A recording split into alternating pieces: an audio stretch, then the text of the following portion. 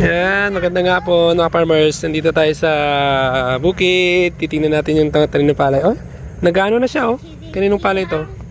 Lumalabas na yung kanyang bulaklak. Oh.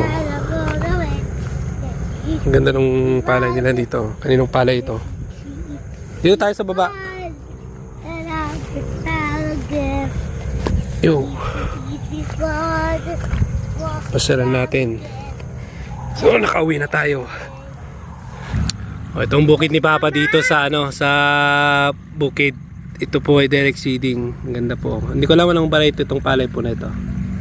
Yan mga farmers, nakauwi po tayo sa Isabela, Santiago. So nagbabakasyon po tayo ngayon. Ayan.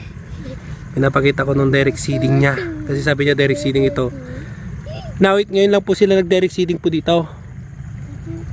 Pero ito to ay nilipat na rin dati.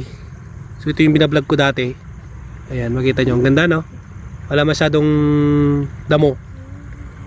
Oh, may mga damo pa pero ano na to. Medyo okay na siya. Kasi nasa, kung tutusin to, nasa siguro 30 to 40 days or more than. Hindi ko matansya. Kasi ano na siya eh. Malapit na siyang magmulaklak. Pero hindi po siya, makita nyo po yung mga dahon niya yellow medyo may something, pero sa kabuuan niya okay naman siya tingnan.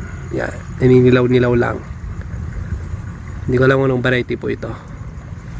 Talong natin ito kay Papa kung anong variety. Ang ganda mga farmers. So hapon na po dito ngayon. At ito yung palay po nila talim. Mas maganda to sa umaga para makita nyo mabuti. So yan na mga farmers. Oh, buhay bukid tayo ulit. Yung kay Papa makita nyo malinis malinis yan. Sa inyong highway. So dito mapapansin nyo kapag talagang madumi yung yung tawag ito madamo, tingnan nyo itong katabi niya. Hindi ko naman basta pakita ko lang sa inyo yung klaseng damo yan. Ayan o, diba? May tawag dyan, anong klaseng damo yan? Kalimutan ko na. Ayan, madamo po siya yung katabi ni Papa. Pero hindi naman lahat, may part lang ito na madamo. Pero yung sa bandaran parang malinis naman. So yun naman siya, tingnan. Yan, malinis talaga ngayon.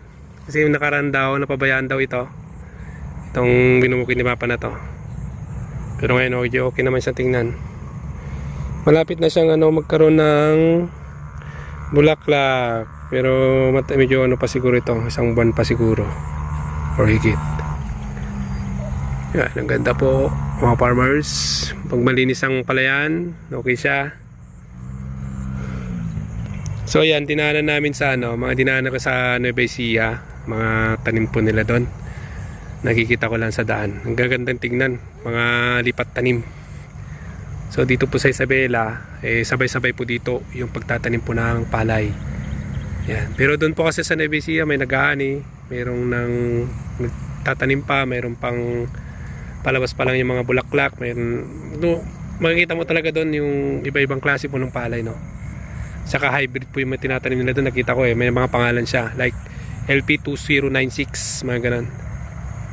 Yan mga farmers, bukid. So yan, tingnan, naka-green ang palibot. Yan na po mga farmers, namasyal lang po kami. Yan, maraming salamat, bye bye.